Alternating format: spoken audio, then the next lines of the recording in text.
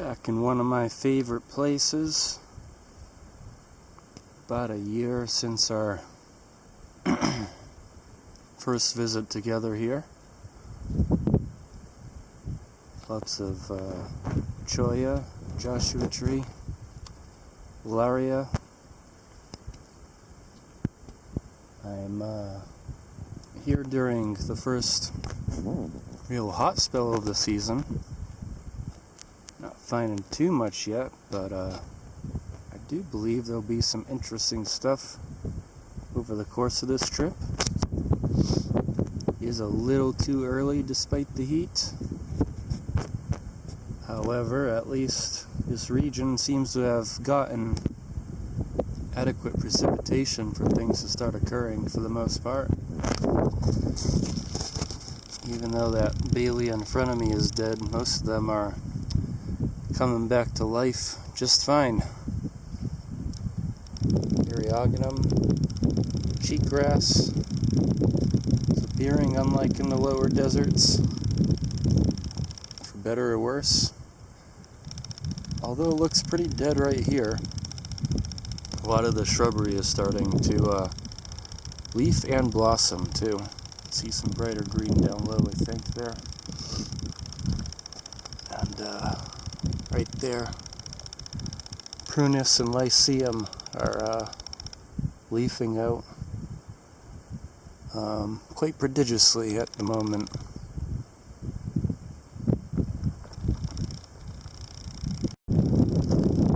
It's pretty much a monoculture. Occasionally you'll get an anomalous individual of a species not common here, but it's a whole lot of Prunus fasciculata, very green. Excuse me. A whole lot of blackbrush, Coleogyne, and once in a while there's a Laria or a Ephedra. Lots of erodium for annuals, unfortunately.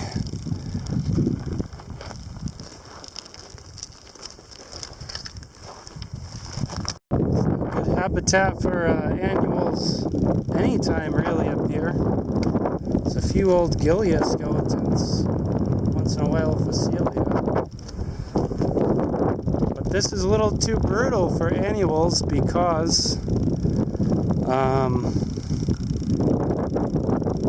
it gets cold here, especially at night in the winter in February and stuff, when early March, when a lot of the early growth for annuals is critical oftentimes, especially at higher elevations, about 3,500 feet here. And then when conditions are ripe for growth, like right now, it's not raining. Just one drainage adjacent to one of my favorite out here. There's quite a significant sub-canyon here to cross. I have to cross higher up. Lots of Ephedra viridis on the walls.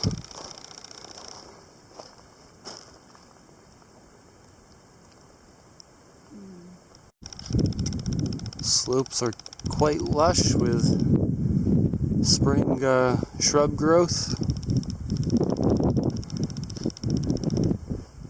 Not much flowering yet, but wash bottom also prolifically leafing out at the moment. So at least it's oxygen rich. Mostly here looking for early season species. A little bit distracted by some fall there. Yeah, the earliest spring species, so I'm gonna continue higher up. Hope to find some special earlier stuff at higher elevation. Probably just barely get into the PJ zone. Drop down to the south, back into the desert as it cools off a little bit tomorrow.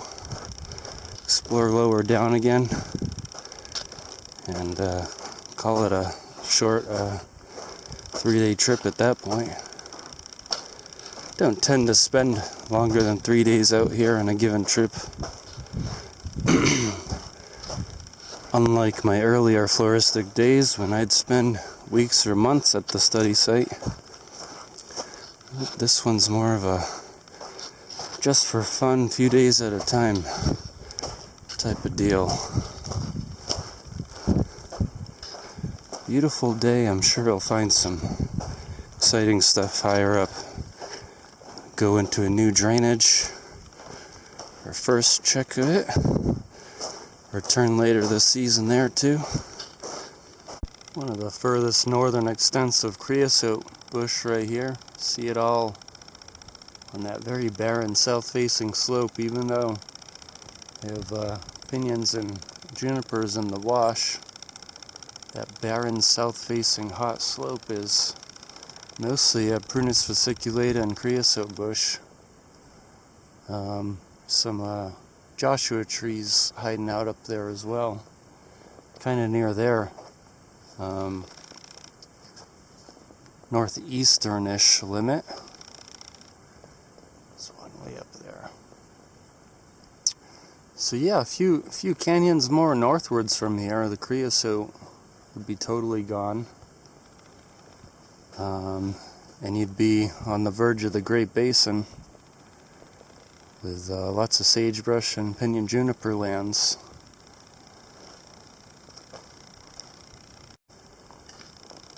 It's very mucky and brown with poop and hoof prints. I gotta drink it anyway, so hopefully up near the source it's in better condition.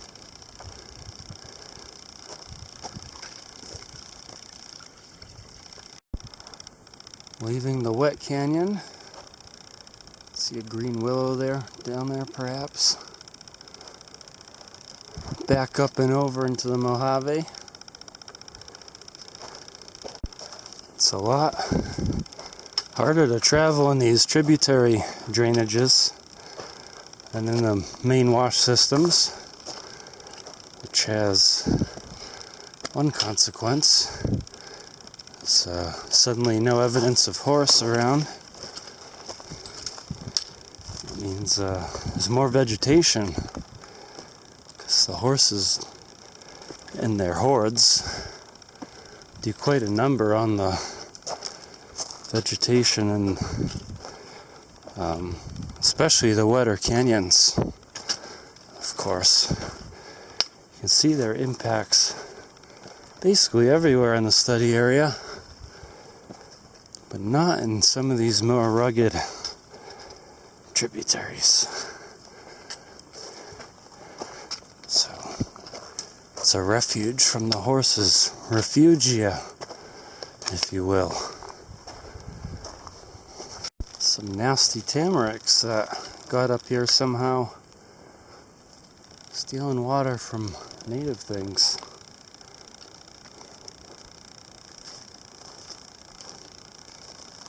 Wish I could work on this problem. It'd take about an hour to make a dent.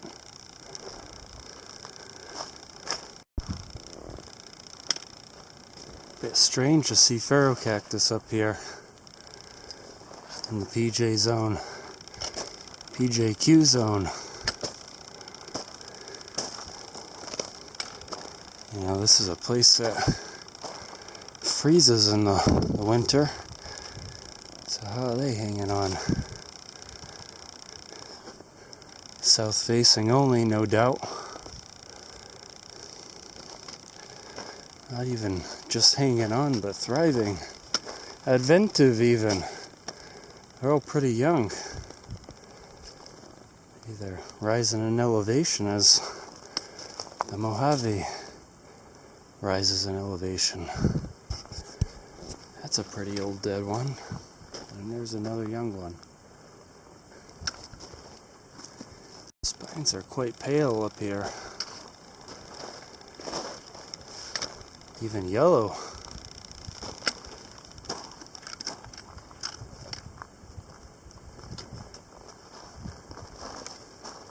So, spine color, not always good for differentiating this from a cactus. There's a darker one.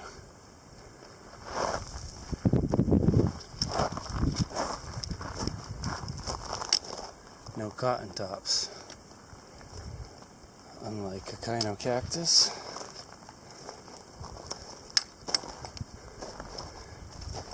Never seen echinocactus, never could imagine it in a forested zone of any sense. Second one of these I've come across today. Who knows? Starvation, drought, old age. Lion. Thing's quite mummified.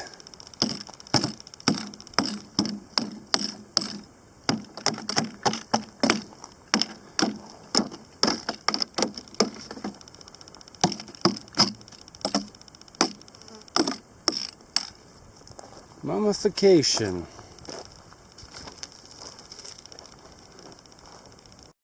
Following this old road back out of the higher mountains, out of the deeper canyons. Ecosystems are transitioning right here.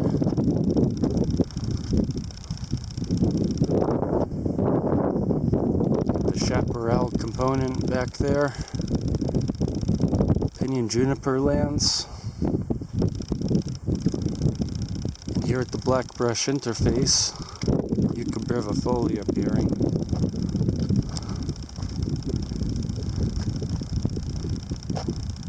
It's a Guterresia too.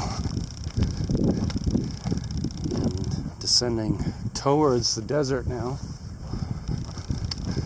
Towards old Pinyon juniper burn area. You gotta be curious if it's gonna be coming back down there. Here's a young juniper. Can't forget Persia. It's a very important component of the chaparral zone.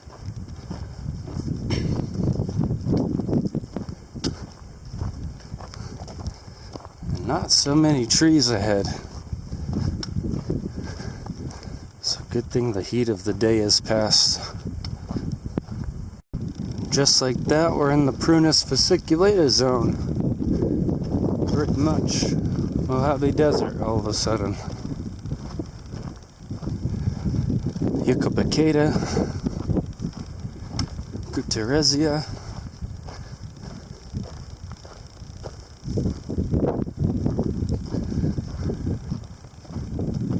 Kind of a rare opportunity right here. Roost trilobeta in flower.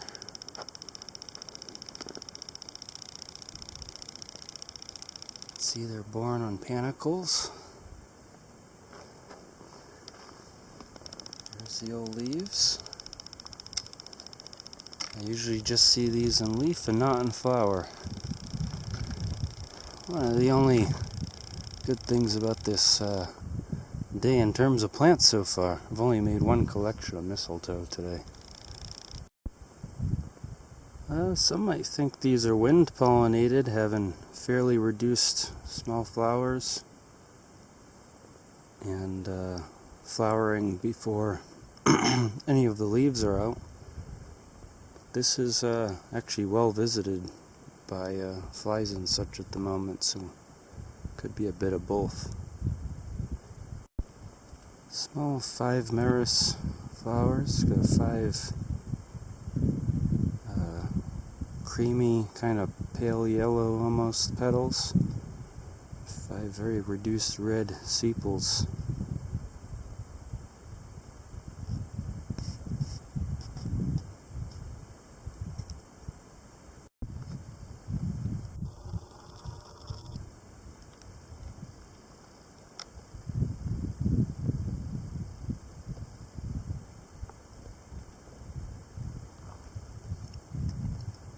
Herd of mustangs.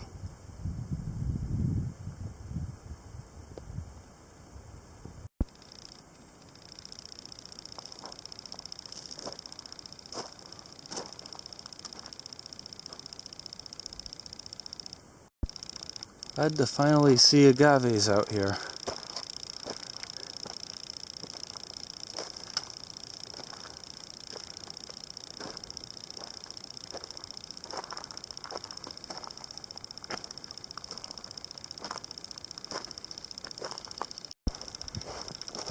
Dropping down canyon towards the car now. One thing I've learned here is that first week of April is kind of a dud for finding new stuff in the future. So that's useful information. Everything in flower for the most part, not everything, but almost everything, has been collected by me before here. Prunus fasciculata, no doubt, so common. All of them in flower, but limited use of me as a collector now. Sorothamnus isn't leafed out or flowered out yet for the most part.